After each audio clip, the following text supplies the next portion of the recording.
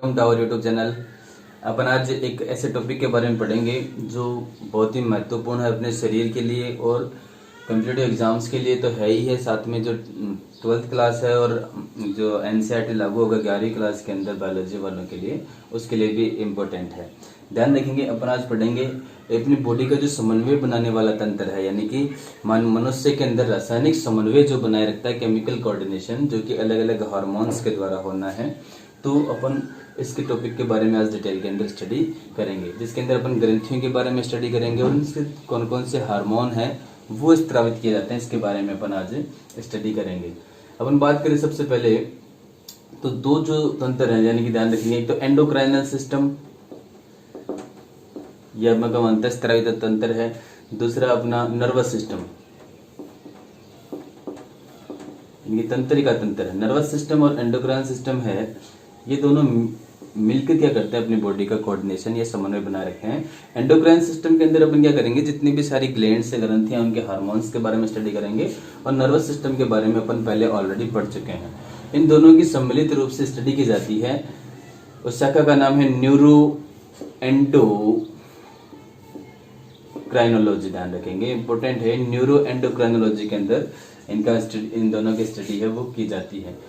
दूसरी बात अपन यहाँ पर बात करें तो ये जो एंडोक्राइनल सिस्टम है अपना, ये क्या करेगा, अपनी पूरी बॉडी का एक तरीके से होम्योस्टेटिस वाली जो होम्योस्टेट अवस्था है या होम्योस्टेसिस है, यानी कि अपनी बॉडी का जो कोऑर्डिनेशन बनाए रखना है सारे अंगों के बीच में, या मैं कहूँ साम्यावस्था में जो बनाए रखने का जो मुख्य कार्य है, एज इक्विलिब्रियम, यह एंडोक्राइनल सिस्टम और नर्वस सिस्टम दोनों मिलकर कार्य करते हैं जैसा के अंदर।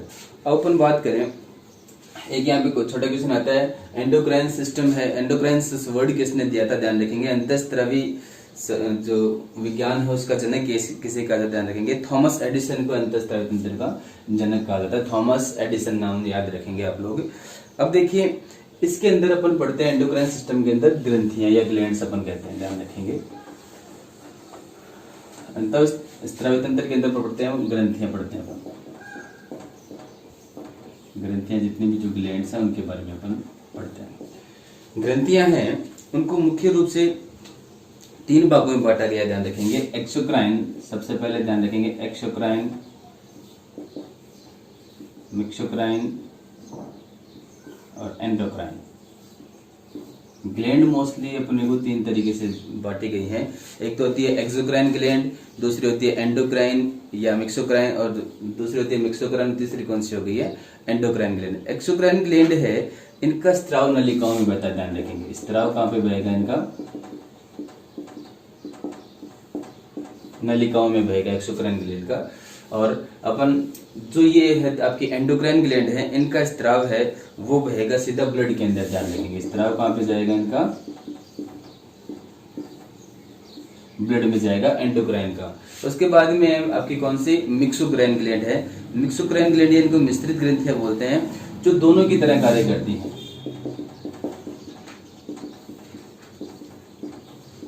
यानी कि ये एंडोक्राइन की बातें भी कार्य करेंगी कुछ पार्ट हो वो, और दूसरा एक्सोक्राइन की बातें भी कार्य करेगा। अब इनका अपन बात करेंगे, एग्जांपल लें तो एक्सोक्राइन ग्लैंड है, जैसे लार है, पाचक ग्रंथियां हैं, यकृत ग्रंथि है, लीवर जो अपनी ग्लैंड है वो तो कौन सी हो गई, अपनी एक्सोक्राइन ग्लैंड हो गई है। उसके बाद में जो एंडोक्राइन ग्लैंड है, तो एंडोक्राइन ग्लैंड जैसे थायराइड ग्रंथि है, पीयूष ग्रंथि है, इन्हें अपन नलिका विहीन ग्रंथियां भी बोल सकते हैं, तो ये कौन सी हो गई, अपनी एंडोक्राइन ग्लैंड हो गई है। उसके बाद में आती है मिश्रित ग्रंथियां, मिक्सोक्राइन ग्लैंड। ये जैसे इसका सबसे बड़ा एग्जांपल अपना कौन सा, अग्नाशय ग्रंथि, इसका सबसे बड़ा एग्जांपल है मिक्सोक्राइन ग्रंथि का। तो इनके बारे में, तीनों ग्रंथियों के बारे में पूछ लेते हैं कभी कभी, कौन सी ग्रंथि किस प्रकार की है, वो एंडोक्राइन है या एक्सोक्राइन है, मिक्सोक्राइन है, तो इस तरीके से इनका क्वेश्चन है वो पूछा जाता है। उसके बाद में ध्यान रखेंगे, एक क्वेश्चन यहाँ से आता है, जो ग्रंथियां हैं उनका स्त्राव, स्त्राव ध्यान रखेंगे, इनका स्त्राव कहलाता है हार्मोन। स्टेलिंग ने ये शब्द दिया था हार्मोन, और हार्मोन के बारे में सबसे बड़ी विशेषता ध्यान रखेंगे, हार्मोन्स हैं वो एक केमिकल मैसेंजर की बात है, यानी कि जो एक रासायनिक जो मैसेंजर है, संदेशवाहक के रूप में कार्य करते हैं हार्मोन्स। और हार्मोन्स हैं वो हमेशा ही उत्पत्ति स्थल से दूर जाकर कार्य करते हैं, यानी कि जहाँ पर इनका ओरिजिन होना है। जैसे पीयूष ग्रंथि है तो उसका हार्मोन अपना जो पीयूष ग्रंथि अपने स्कल या मस्तिष्क के अंदर स्थित है, तो वहां से ही क्या करेगी, हार्मोन सीक्रेट होंगे और अलग अलग जो बॉडी की जो दूसरी ग्लैंड्स हैं वहां पे जाके उनको क्या करेंगे, वो रेगुलेट करेंगे या आपका जो कोऑर्डिनेट करेंगे। तो इसका मतलब हार्मोन्स हमेशा क्या करेंगे, उत्पत्ति स्थल से यानी कि जहाँ पे ओरिजिन हो रहा है वहां का, तो वहां से दूर जाकर ये कार्य करते हैं। तो ये तो बात हो गई है एक बेसिक स्ट्रक्चर अपन के एंडोक्राइन ग्लैंड किस तरीके से होनी है। तो इनका स्त्राव डायरेक्ट किसके अंदर जाएगा, आपका ब्लड के अंदर जाएगा। अब अपन बात करते हैं ग्रंथियों के बारे में। मोस्टली जो अलग अलग ग्रंथियां हैं, सबसे पहले ध्यान रखेंगे अपन बात करेंगे हाइपोथैलेमस के बारे में। ध्यान रखेंगे अपन ने हाइपोथैलेमस को एक ब्रेन के एक पार्ट या भाग के रूप में भी अपन ने पहले पढ़ा था। हाइपोथैलेमस को अपन यहाँ पे ये ग्लैंड के रूप में भी एक कार्य करा हाइपोथैलेमस, ध्यान रखेंगे। हाइपोथैलेमस है उसको मास्टर ऑफ मास्टर ग्लैंड कहा जाता है, ध्यान रखेंगे, master of master gland.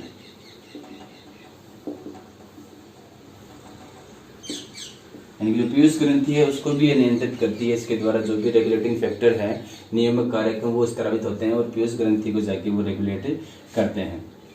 Upon hormone का जो कंट्रोल है, हार्मोनल कंट्रोल, वहां पर अपन इस बात को पढ़ेंगे डिटेल में। तो ध्यान रखेंगे प्रधान ग्रंथि का नियंत्रक इसको बोला जाता है, सर्वोच्च कमांड प्रधान ग्रंथि का नियंत्रक इसको बोला जाता है, ध्यान रखेंगे। उसके बाद में हाइपोथैलेमस है, ये डायंसिफिलोन के पास होते हैं, अपन ध्यान रखेंगे। अपन वहां पे इसका भाग पढ़ रहे थे, ध्यान रखेंगे, पहले ब्रेन के अंदर इसी का भाग पढ़ रहे थे अपन, डायंसिफिलोन।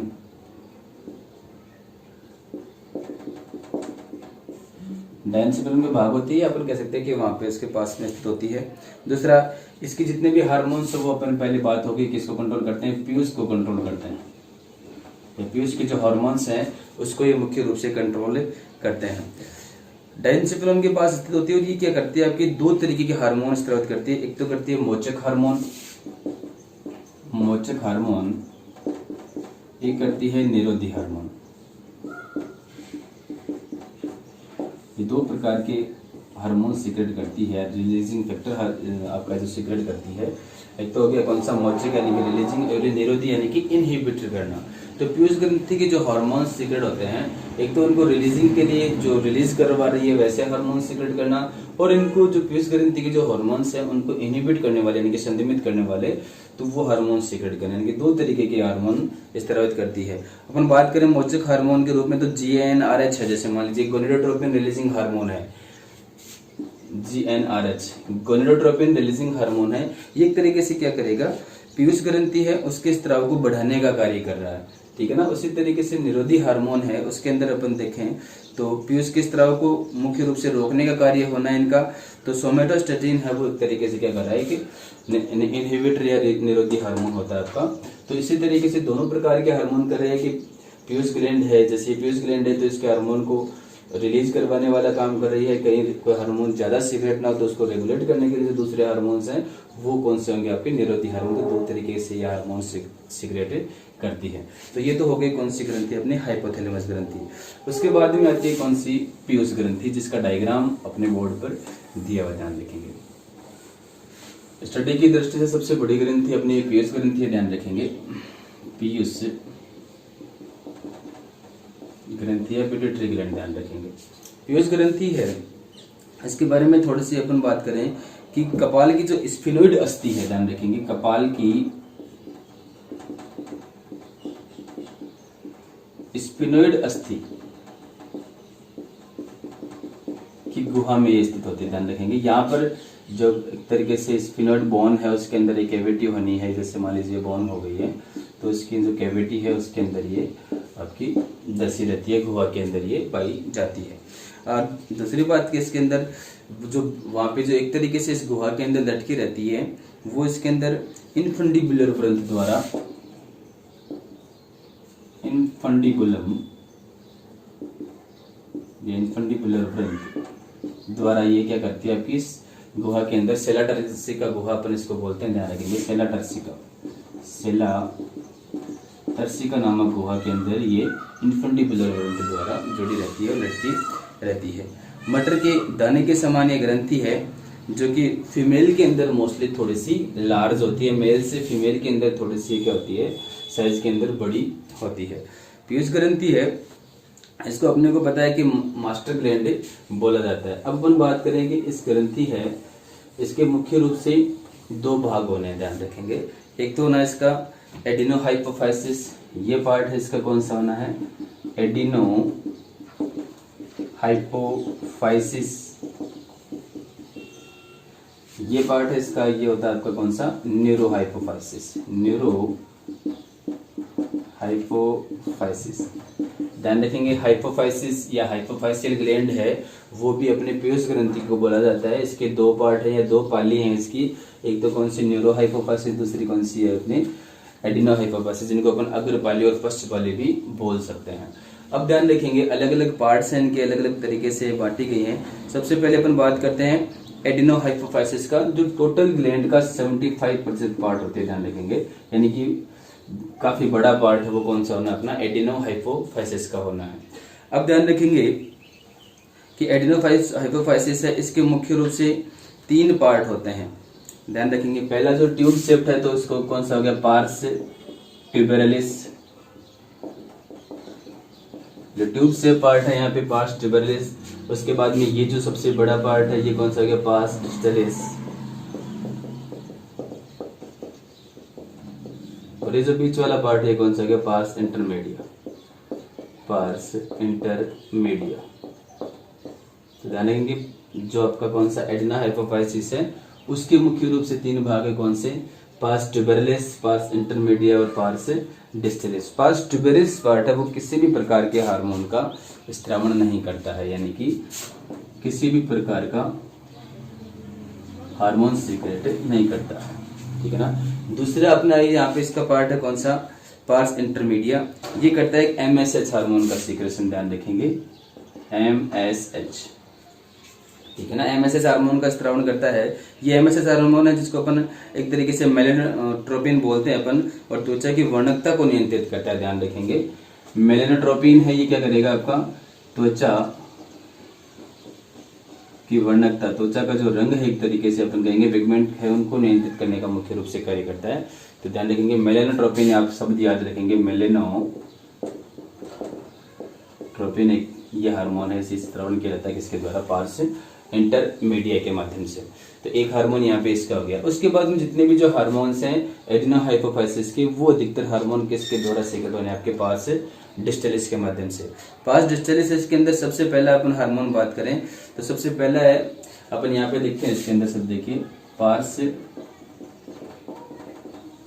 डिस्टलिस। तो अधिकतर हार्मोन है वो पास डिस्टलिस के माध्यम से सीक्रेट हो रहे हैं, सबसे बड़ा पार्ट है, ध्यान रखेंगे इसका। अब अपन देखिए इसके अंदर पास डिस्टलिस है, इसका पहला हार्मोन ध्यान रखेंगे STH या GH हार्मोन, ध्यान रखेंगे STH या GH4 हो गया ग्रोथ हार्मोन यानी कि वृद्धि को नियंत्रित करने वाला। STH है कि इसका दूसरा नाम है सोमेटोट्रोपिन हार्मोन, इसका दूसरा नाम होता है। अब ध्यान रखेंगे अपने यहाँ पे कि ये मुख्य रूप से क्या करें, वृद्धि कार्य करेंगे। नाम से स्पष्ट ग्रोथ है तो इसका मतलब शरीर का जो बोनापन एक तरीके से कम हो गया तो शरीर बोना हो रह जाएगा, अधिक हो गया तो विशालकायता यानी कि जो शरीर का आकार में बड़ा होना, ये मुख्य रूप से इसके द्वारा विकार उत्पन्न हो सकते हैं। उसके बाद में आपका आता है इसके साथ में दूसरा हार्मोन LTH या PRL, ध्यान रखेंगे LTH या PRL। PRL4 होता है प्रोलैक्टिन हार्मोन और LTH का मतलब होता है लैक्टोट्रोपिन हार्मोन। ये क्या करता है आपका मिल्क सिक्रेशन, ध्यान रखेंगे मिल्क सिक्रेशन को प्रेरित करता है, दूध का स्त्रावण है उसको प्रेरित करता है, इंड्यूस करता है, ये बात अपन ध्यान में रखेंगे। और पैतृक लक्षण जो माता पिता के अंदर एक तरीके से जो पैतृक लक्षण है उनको कंट्रोल करता है, ध्यान रखेंगे। पैतृक लक्षण या पेरेंटल केयर जिसको अपन बोलते हैं उसको कंट्रोल कौन सा हार्मोन करता है, अपना LTH या प्रोलैक्टिन हार्मोन। लैक्टोट्रोपिक हार्मोन बोल सकते हैं अपन, और दूसरा कौन सा अपना PRL4 कौन सा हो गया, प्रोलैक्टिन हार्मोन, प्रोलैक्टिन हार्मोन। काफी इंपॉर्टेंट हार्मोन है, अपन इसको प्रेगनेंसी के अंदर भी डिटेल में पढ़ेंगे अपन जब तो हम उनका जो ऑर्गेनल सिस्टम है, जितने भी दूसरे तो रिप्रोडक्टिव पढ़ेंगे, वहां पर भी इसको अपन हार्मोन को अपन डिटेल में पढ़ेंगे। उसके बाद में तीसरा हार्मोन इसका कौन सा, TSH, ध्यान रखेंगे TSH, थायराइड स्टिमुलेटिंग हार्मोन, ध्यान रखेंगे थायराइड स्टिमुलेटिंग हार्मोन। नाम से स्पष्ट है, थायराइड का मतलब थायराइड ग्रंथि को, स्टिमुलेट का मतलब प्रेरित करेगा, और हार्मोन का मतलब हार्मोन हो गया, यानी कि थायराइड को जो उत्तेजित करने वाला हार्मोन है वो कौन सा कहलाएगा आपका, TSH हार्मोन। तो जितने भी उपापचयी क्रियाओं को नियंत्रित करने वाले जो ग्लैंड है, एक तरीके से अपने जो थायराइड ग्लैंड है, तो उसके द्वारा जो हार्मोन सीक्रेट होना है उसको नियंत्रित कौन करेगा, आपका TSH करेगा। कहां से सीक्रेट हो रहा है, पीयूष से सीक्रेट हो रहा है, इसका मतलब ये उस ग्रंथि को भी नियंत्रित कर रहा है। उसके बाद में आपका नेक्स्ट हार्मोन है अपना ACTH, ध्यान रखेंगे ACTH। ACTH की फुल फॉर्म हो गई है एड्रेनोकॉर्टिकोट्रोपिक हार्मोन, ध्यान रखेंगे एड्रेनोकॉर्टिकोट्रोपिक हार्मोन।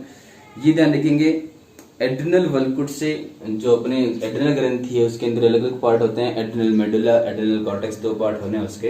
तो उस एड्रिनल ग्रंथि का जो वल्कुट भाग है, यानी कि कॉर्टेक्स वाला पार्ट है, उसके अंदर से ग्लूकोकॉर्टिकोइड्स जो हार्मोन है, ध्यान रखेंगे एड्रिनल ग्रंथि की ग्लूकोकॉर्टिकोइड्स हैं, उनका सिंथेसिस या उनको निर्माण करने एक तरीके से प्रेरित करेगा। तो ध्यान रखेंगे इसका मतलब कौन सी ग्रंथि को कंट्रोल कर रहा है, एड्रिनल ग्रंथि को भी कंट्रोल कर रहा है, टी आ गया थायराइड को भी कंट्रोल कर रहा है। तो ये आपका ACTH वाला हार्मोन हो गया। उसके बाद में नेक्स्ट हार्मोन है इसका GTH, ध्यान रखेंगे गोनेडोट्रोपिन रिलीजिंग गोनेडोट्रोपिन हार्मोन, या एक तरीके से GnRH हार्मोन इसको बोल सकते हैं। यह हार्मोन भी मोस्टली दो होते हैं, एक तो होता है आपका FSH और दूसरा कौन सा होता है LH, ध्यान रखेंगे गोनेडोट्रोपिन हार्मोन है वो भी दो तरीके के होने हैं, एक तो कौन सा FSH और एक कौन सा आपका LH। FSH का मतलब होता है फोलाइकल स्टिमुलेटिंग हार्मोन, फोलाइकल स्टिमुलेटिंग हार्मोन, यानी कि जो पुट्टिकाएं बनती हैं उनको स्टिमुलेट करने वाला हार्मोन होता है कौन सा, FSH हार्मोन। ये FSH हार्मोन है, ये ध्यान रखेंगे शुक्राणु को प्रेरित करता है और मादा के अंदर अंडाणु या अंडाणु जनन को प्रेरित करता है, ध्यान रखेंगे शुक्र जनन, एक तरीके से अपन बोल सकते हैं शुक्र जनन और अंड जनन को प्रेरित करता है,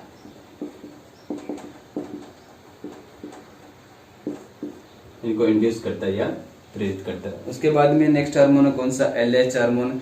LH हार्मोन है, इसका दूसरा नाम भी है आपका ICSH, ध्यान रखेंगे ICSH। LH का हो गया ल्यूटिनाइजिंग हार्मोन, ध्यान रखेंगे ल्यूटिनाइजिंग हार्मोन, और ICSH का हो गया है interstitial cell stimulating hormone, interstitial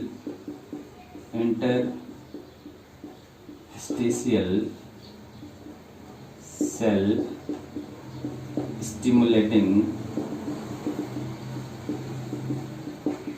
hormone. ये कौन सा हो गया इसका अपना नाम, ल्यूटिनाइजिंग हार्मोन, ल्यूटिनाइजिंग हार्मोन। तो इसका दूसरा नाम पूछ लेते हैं, ध्यान रखेंगे ICSH का कौन सा हो गया, LH या LH का ICSH हो गया इंटरस्टिशियल सेल स्टिमुलेटिंग हार्मोन। ये हार्मोन ध्यान रखेंगे टेस्टिस यानी कि जो आपके जो वृषण है मनुष्य के अंदर, नर सदस्य के अंदर, तो वृषण से टेस्टोस्टेरोन हार्मोन को सीक्रेट करने के लिए, एंड्रोजन हार्मोन है उनको सीक्रेट करने के लिए प्रेरित करता है। तो ये तो कौन सी आपका जो पार्ट हो गया अपना एडिनोहाइपोफाइसिस के तीन पार्ट ध्यान रखेंगे। पहला कौन सा हो गया, ट्यूब से पार्ट है, यहाँ पे कौन सा पास ट्यूबरस, नो हार्मोन यानी किसी प्रकार का हार्मोन सीक्रेट नहीं करेगा। पास इंटरमीडिया है, ये MSH या मेलानोस्ट्रोपिन हार्मोन सीक्रेट कर रहा है जो कि त्वचा की वर्णकता पिगमेंटेशन है उसको कंट्रोल करता है। उसके बाद में पास डिस्टलिस है, इसके द्वारा मुख्य रूप से अलग अलग हार्मोन होते हैं। पहला आपने आया था कौन सा GH हार्मोन आया था, उसके बाद में PRL प्रोलेक्टिन हार्मोन आया था, उसके बाद में GTH दो आ गए हैं अभी जो अपन ने पढ़े हैं, FSH LH हार्मोन आ गए हैं, FSH और कौन सा LH। उसके बाद में thyroid TSH thyroid stimulator hormone हो गया, स्टिमुलेटिंग हार्मोन। उसके बाद में अपना जो ACTH आया था। तो ये मेजर हार्मोन्स हैं जो पास डिस्टलिस के माध्यम से सीक्रेट किए जाते हैं। तो ये तो पार्ट होगी अपनी कौन सी, इधर वाली पार्ट, ठीक है ना। अब हम बात करते हैं दूसरा पार्ट इसका कौन सा, न्यूरो हाइपोफाइसिस, जो टोटल ग्लैंड का कितना होता है, ऑलमोस्ट 25% होता है, यानी कि छोटा पार्ट है एक तरीके से। इस न्यूरो हाइपोफाइसिस नाम से स्पष्ट है, न्यूरो यानी कि तंत्रिकाओं से रिलेटेड पार्ट है। तो हाइपोथैलेमस से जो विशेष प्रकार की कुछ तंत्रिकाएं निकलती हैं, ध्यान रखेंगे।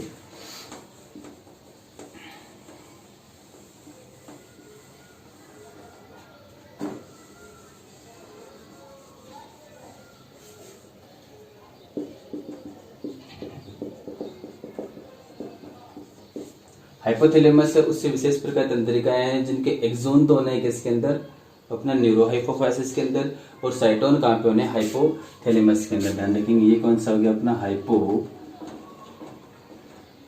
हाइपोथैलेमस के अंदर कौन से तंत्रिका कोशिकाओं के साइटोन भाग है या कोशिका काय है, और यहाँ पे जो इसके अंदर की तरफ है वो कौन से आपके भाग आएंगे, एक्सोन वाला पार्ट आएगा।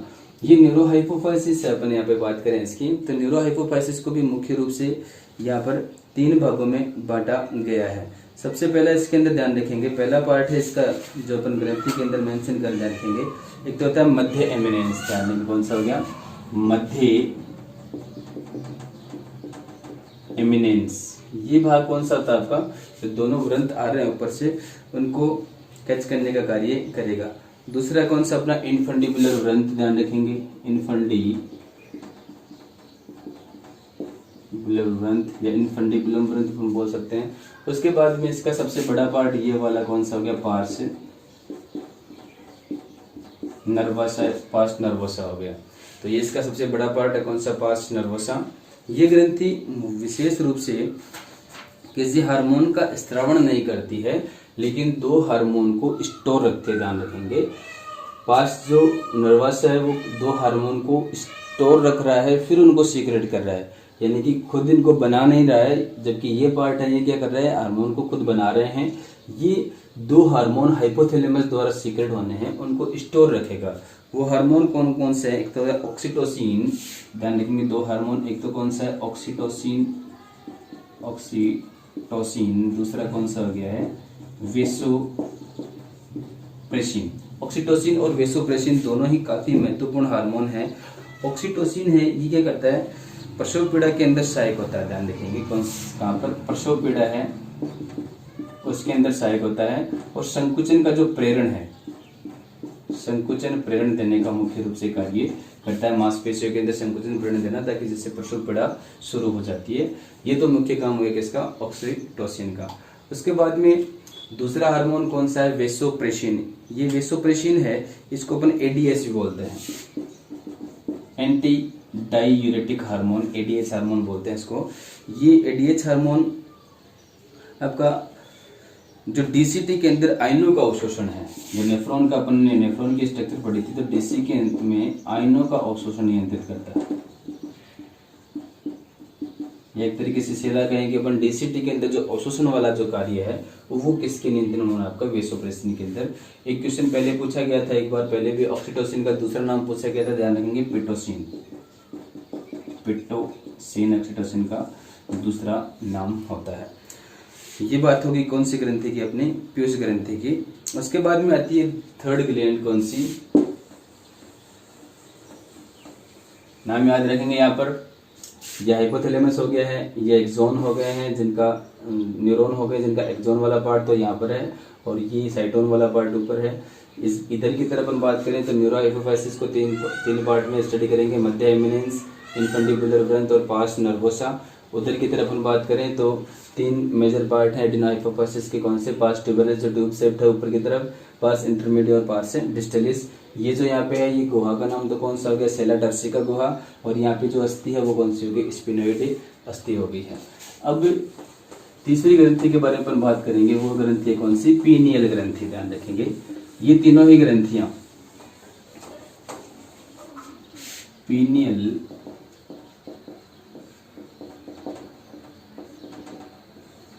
ग्रंथि, पीनियल ग्रंथि, हाइपोथैलेमस ग्रंथि और पीयूष ग्रंथि तीनों ही अपनी बॉडी के जो अपर पार्ट है, यानी कि जो खोपड़ी अपने स्कल है उसके अंदर या ब्रेन के साथ ही कनेक्टेड रहनी है। पीनियल ग्रंथि भी कहाँ नहीं, ध्यान रखेंगे हाइपोथैलेमस है, पीयूष ग्रंथि और पीनियल ग्रंथि तीनों ही अपनी यहाँ पे अपर वाले चैम्बर के अंदर है। ध्यान रखेंगे पीनियल ग्रंथि है, इसका वजन तो लगभग होता है 150 मिलीग्राम। ध्यान रखेंगे लगभग 150 मिलीग्राम इसका वजन होना है, ठीक है। काफी महत्वपूर्ण ग्रंथि है, ये भी काम एक ही करती है। ये मुख्य रूप से अगर मस्तिष्क के पास होती है, ये अगर मस्तिष्क के पास स्थित होती है, ये श्वेत चपटी पालिनोमा संरचना, ये छोटी संरचना एक तरीके से। और मुख्य रूप से ये हार्मोन मेलेटोनिन हार्मोन का स्त्राव करती है, यानी कि हार्मोन एक है इसका मुख्य रूप से इम्पोर्टेंट, मेलेटोनिन हार्मोन। कौन से हार्मोन का स्त्राव करती है? Melatonin hormone. यह हार्मोन क्या करता है? आपका दैनिक लय को कंट्रोल करता है, ध्यान रखेंगे। दैनिक लय, अपनी जो बॉडी की जो रेगुलर दिनचर्या है, कब सोना जागना, एक तरीके से सोने जागने का चक्र नियंत्रण करती है। सोने जागने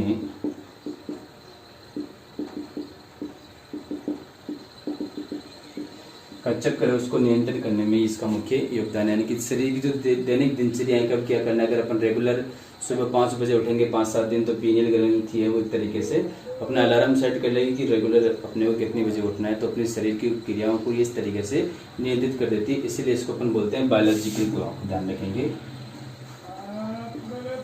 बायोलॉजिकल क्लॉक। जैविक घड़ी बोला जाता है कौन सी ग्रंथि को? पीनियल ग्रंथि को बोला जाता है। अगर हार्मोन पूछे अपन यहाँ पे तो कौन सा हो गया है? मेलेटोनिन हार्मोन हो गया है।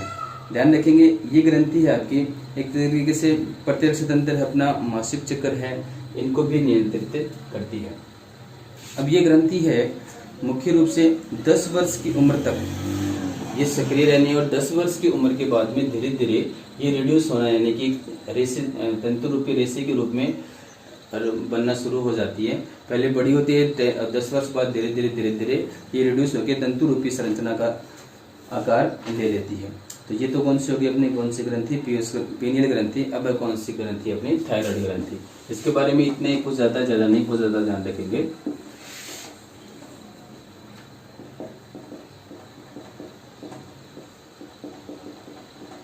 थायराइड ग्रंथि उपापचयिक दृष्टि से देखें तो अपन सबसे महत्वपूर्ण ग्रंथि ये मानी जाती है। श्वास नली के दोनों ओर पाई जाती है, ध्यान रखेंगे, श्वास नली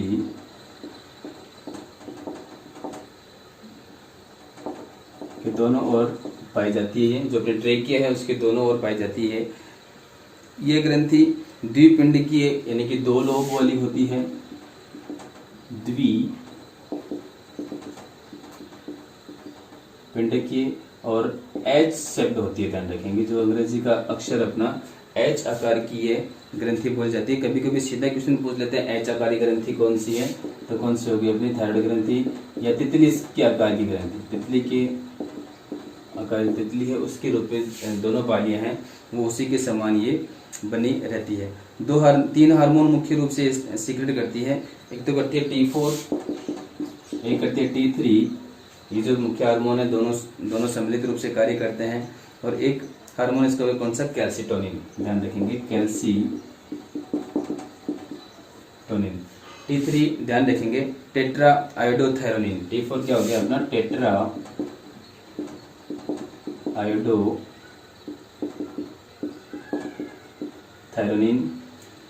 T4 कौन सा हो गया अपना? ट्राई आयोडोथायरोनिन, ध्यान रखेंगे। T4 हार्मोन है मोस्टली, इस हार्मोन को अपन बोलते हैं कौन सा?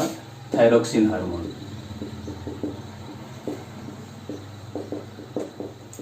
थायरोक्सिन हार्मोन किसको बोलेंगे अपन? T3 को। और इन दोनों को सम्मिलित रूप से T3 एंड T4 को दोनों को सम्मिलित रूप से अपन बोलते हैं थायराइड हार्मोन। जब थायराइड ग्रंथि की बात करते हैं अपन तो मुख्य रूप से अपन थायरोक्सिन हार्मोन की ही चर्चा करते हैं। एक हार्मोन दूसरा बच जाता है कैल्सिटोनिन, जिसके बारे में अमूमन इससे रिलेटेड क्वेश्चन है वो पूछ लिया जाता है। T3 और T4 हार्मोन्स हैं, ये एक तरीके से अपने शरीर की उपापचयी क्रियाओं को नियंत्रित करने, मुख्य रूप से जितने भी जो मेटाबॉलिक क्रियाएं हैं उनको संतुलित करना, बढ़ाना, इनकी कमी होने की वजह से अलग अलग विकार उत्पन्न हो जाना है। उसके बाद में आपके कैल्सिटोनिन हार्मोन, ये एक तो अस्थियों के क्षरण को कम करता है, ध्यान रखेंगे, इसका स्त्राव है। और दूसरा इसका यूरिन के अंदर कैल्शियम आयनों को, यूरिन में कैल्शियम आयनों को ये नियंत्रित करता है कैल्सिटोनिन हार्मोन। और यानी कि उससे जो अपने शरीर से जो रिलीज करना है, एक तरीके से बाहर निकालना है कैल्शियम आयन, तो उनको एक निश्चित मात्रा में अपने शरीर के अंदर बनाए रखने का कार्य करता है। और बोन को जो अस्थियों की जो क्षरण है उसको भी कम करने का मुख्य रूप से कार्य करता है। ये जो ग्रंथि है थायराइड ग्रंथि, इसके 2 तरीके से क्वेश्चन आते हैं, तो इसकी कमी की वजह से या हार्मोन्स की कमी की वजह से, और इसके हार्मोन की अधिकता की वजह से। अपन बात करें कमी से तो जड़ मानवता रोग हो जाना, ध्यान रखेंगे कौन सा? जड़ मानवता। एक रोग हो जाता है कौन सा, गलगंड रोग, जो कि काफी महत्वपूर्ण है, छोटी कक्षाओं से आ रहा है। एक रोग होता है स्व प्रतिरक्षात्मक रोग, हाशिमोटो रोग, ध्यान रखेंगे। ये एक तरीके से स्व प्रतिरक्षात्मक, यानी कि अपने शरीर के लिए जो भी एंटीबॉडीज बनेगी वही एक तरीके से इस ग्रंथि को नष्ट करने लग जाती है। ये तो कमी की वजह से जड़ मानवता यानी कि मानव है, उसकी जो वृद्धि है वो संपूर्ण रूप से नहीं हो पाती है। गलगंड रोग के बारे में अपन जानते हैं, गोइटर रोग, जो कि आयोडीन की अगर कमी होगी शरीर के अंदर तो गला फूल के अपना बाहर की तरफ जो पुटक कोशिकाएं हैं अपने जो गले के अंदर, जिसके द्वारा छोटी छोटी कोशिकाओं से ग्रंथि बनी रहती है, वो हाइपर एक्टिवेट होकर आकार में फूल जाएंगे और आपका जो थायरोक्सिन बनाने की कोशिश करेंगे, तो वो कौन से हो गए, अपना गलगंड रोग हो गया, गोइटर रोग जिसको अपन बोल सकते हैं। तो ध्यान रखेंगे आयोडीन की कमी से ये रोग होना है, तो आयोडीन की कमी से होने वाला रोग है वो भी पूछ लेते हैं कौन सा हो गया, गलगंड रोग, क्योंकि आयोडीन है आपका टेट्राआयोडोथायरोनिन और ट्राईआयोडोथायरोनिन, इनके निर्माण के अंदर महत्वपूर्ण भूमिका निभाता है, या मैं सीधा कहूँ इनके निर्माण के लिए वो आवश्यक होता है। तो आयोडीन की कमी से ये रोग हो जाता है। अधिकता से अपन बात करें, नेत्रोत संधि गोइटर एक मुख्य इंपॉर्टेंट रोग है, ध्यान रखेंगे, नेत्रोत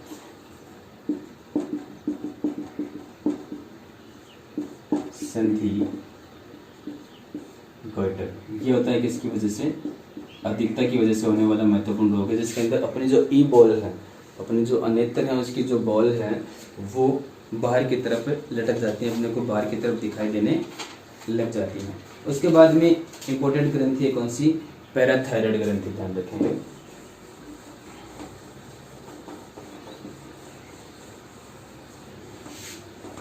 थायराइड ग्रंथि होगी और कौन सी होगी अपनी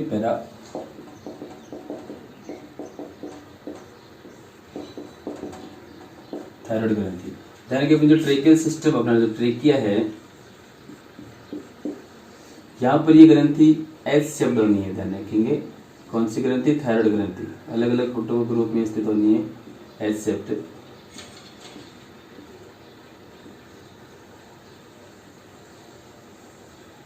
ठीक है, इसके अंदर 4 छोटी छोटी बॉल्स होती हैं, इधर की तरफ दोनों लोब्स के अंदर, एक एंटीरियर की तरफ और एक पोस्टीरियर की तरफ।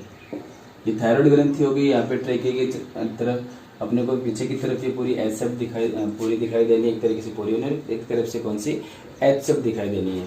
तो जो 4 डॉट हैं ये कौन से होते हैं, आपके पैराथायराइड ग्लैंड होते हैं, जो कि थायराइड ग्रंथि के अंदर स्थित। ध्यान रखेंगे पहली तीनों ग्रंथियां कहाँ आती है, अपने ऊपर, और ये यहाँ पे कौन सी होगी, थायराइड ग्रंथि, और इसी के अंदर ही कौन सी ग्रंथि हो गई है, 4 लोब छोटे छोटे पैराथायराइड ग्रंथि के हो गए हैं। ध्यान रखेंगे 4 छोटी छोटी ग्रंथियां ये मौजूद होती हैं और थायराइड की पिंडों में स्थित होती है, जैसे कि अपन ने यहाँ पे लिखा है थायराइड में पिंड के रूप में स्थित होती है। पिंड कितने हैं यहाँ पे, कितने संख्या में 4, तो क्वेश्चन बोल रहे कि कितनी ग्रंथियां होनी है, तो एक तरीके से अपन बोल सकते हैं कि संख्या में 4 होनी है, 4 लोब्स हैं इनकी, या 4 जो ग्लैंड्स है वो पाई जाती हैं। पीटीएच हार्मोन ये स्रावित करते हैं, ध्यान रखेंगे, हार्मोन कौन सा है, पीटीएच पैरा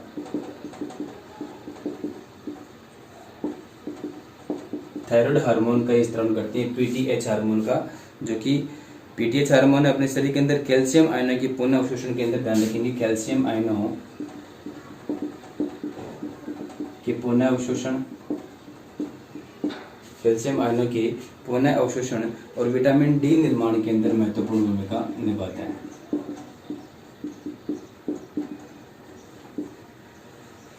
काफी इंपॉर्टेंट ध्यान रखेंगे, कैल्शियम आयनों के रीअब्जॉर्प्शन के अंदर और कौन सा विटामिन डी निर्माण के अंदर अपना महत्वपूर्ण योगदान देते हैं। इसकी कमी से अपन 2 रोग मुख्यतः पढ़ते हैं। एक तो अपन पढ़ते हैं कमी से होने वाला रोग, देखिए कौन सा, टिटेनी। कमी से तो कौन सा रोग होना है अपने यहाँ पे, टिटेनी रोग हो जाता है, यानी कैल्शियम आयनों की कमी होने की वजह से। आपने देखा होगा जैसे कि उम्र बढ़ जाती है व्यक्ति की, तो उसके साथ कैल्शियम आयनों की जो बॉन्डिंग एक तरीके से बन गई वो कम हो जाती है अपने यहाँ पे शरीर के अंदर, तो मांसपेशियों के अंदर, तो हाथ के अंदर जो अपनी जो मसल्स हैं उनके अंदर हल्का फुल्का अपना कंपन शुरू हो जाता है, तो उसको अपन बोलते हैं कौन सा रोग, टिटेनी रोग बोलते हैं।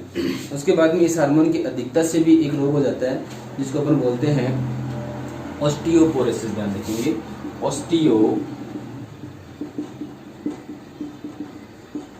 या ऑस्टियोपोरोसिस। ये किसकी वजह से हो रहा है? पीटीएच की अधिकता की वजह से हो रहा है। ऑस्टियो का मतलब हो गया अस्थि, पोर का मतलब हो गया छिद्र, यानी कि अस्थि छिद्रता रोग हो जाता है। अपनी जो बोन्स है उसके अंदर छोटे छोटे जो हॉल है एक तरीके से लोकेशन वो बनने शुरू हो जाते हैं और रस्तियाँ कमजोर हो जाती हैं और वो टूटने का खतरा उनका बना रहता है। ये ग्रंथि होगी कौन सी? अपनी पैराथायरॉइड ग्रंथि। अब आती है नंबर 6 ग्रंथि कौन सी? थाइमस ग्रंथि। ध्यान रखें।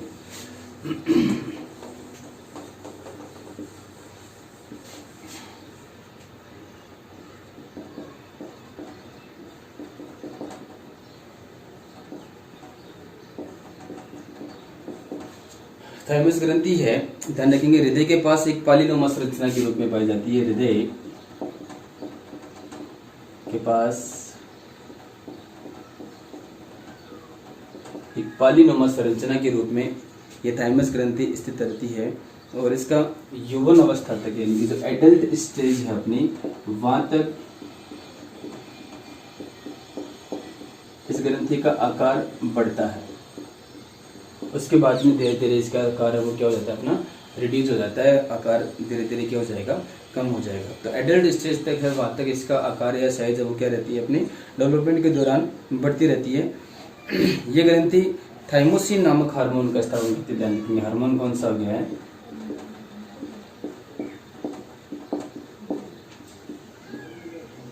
कौन सा हार्मोन सीक्रेट करती है ग्रंथि? थाइमोसिन हार्मोन सीक्रेट करती है, जो अपनी प्रतिरक्षा के लिए बहुत ही इंपॉर्टेंट है। ध्यान रखेंगे, जो अपने शरीर की जो प्रतिरक्षा है उसके लिए जिम्मेदार मुख्य हार्मोन कौन सा? अपना थाइमोसिन हार्मोन है। ये थाइमोसिन हार्मोन क्या करेगा? अगर ये हार्मोन कम हो गया है तो अपनी बॉडी की जो इम्यूनिटी है वो क्या हो जाएगी? कमजोर हो जाएगी। और विशेष प्रकार की जो सेल्स होती हैं टी लिम्फोसाइट, ध्यान रखेंगे, जो प्रतिरक्षा अपनी जो लिम्फोसाइट सेल्स हैं, बी लिम्फोसाइट्स और टी लिम्फोसाइट्स, तो टी लिम्फोसाइट के परिपक्वन के लिए ये जिम्मेदार होती हैं और टी लिम्फोसाइट प्रतिरक्षा की दृष्टि से बहुत ही महत्वपूर्ण कोशिकाएं होती हैं टी लिम्फोसाइट सेल्स। तो ये ग्रंथि कौन सी? अपने थाइमोसिन, आपकी थाइमस ग्रंथि जो थाइमोसिन हार्मोन का स्राव करती है। ध्यान रखेंगे, अपने 12th लेवल तक क्या किया गया है? अपने को हार्मोन्स के बारे में पूरा दिनचर्या में रखना है। जो पहली जो जितनी भी ग्रंथियां हाइपोथैलेमस हो गई है, पीनियल हाइपोथैलेमस है, ध्यान रखेंगे वो 2 हार्मोन सीक्रेट कर रही है, ऑक्सीटोसिन और कौन सा? अपना वेसोप्रेसिन या एडीएच हार्मोन, जो कि स्टोर आ रहे हैं पीयूष ग्रंथि के अंदर पास नर्वस में। उसके बाद में पीयूष के हार्मोन्स के बारे में पढ़ लिया, कौन कौन से सीक्रेट होने हैं, ठीक है ना। पास डिस्चार्ज से जो मुख्य हार्मोन सीक्रेट होने हैं, जीएच हो गया, अपना एसटीएच हो गया, जी उसी को एसटीएच बोलते हैं, डीएसएच हो गया है, आईसीएसएस हो गया है और एलएच हो गया है, एफएसएस हो गया है। तो ये हार्मोन्स वो सीक्रेट कर रही है। उसका भी एक एमएसएस हार्मोन जो पास आपका जो इंटरमीडिएट के द्वारा सीक्रेट होना है। उसके बाद में अपने इससे पहले पढ़ी थी ग्रंथि कौन सी? अपनी जो यहाँ पे 2 ग्रंथियाँ, थायराइड ग्रंथि हो गई और थायराइड ग्रंथि हो गई है और पैराथायराइड ग्रंथियाँ हो गई हैं। उनका हार्मोन्स आपको ध्यान में रखना है और थाइमस ग्रंथि के बारे में हार्मोन्स अपने ध्यान में रखना है। अब इसके बाद में जो भी आगे की ग्रंथियाँ वो अपन नेक्स्ट इसी के दूसरे पार्ट में जस्ट अपन पढ़ेंगे, क्योंकि काफ़ी बड़ा टॉपिक हो जाएगा। और हार्मोन्स के बारे में अपने को ध्यान रखना है, क्योंकि जनरल साइंस की दृष्टि से भी ये हार्मोन्स ही पूछ जाते हैं।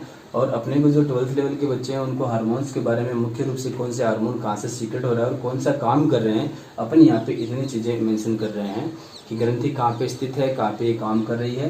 तो अपन बॉडी के ऊपर पार्ट से चल रहे हैं नीचे की तरफ, तो अपने यहाँ पे जो ग्रंथि है थाइमस ग्रंथि, वहाँ तक अपन पहुँच चुके हैं। इसके आगे की जो ग्रेड है अपन इसको नेक्स्ट वीडियो के अंदर करेंगे। ऐसा आपको अच्छा लगा होगा। नेक्स्ट अपन करते हैं आगे वाले वीडियो में। धन्यवाद।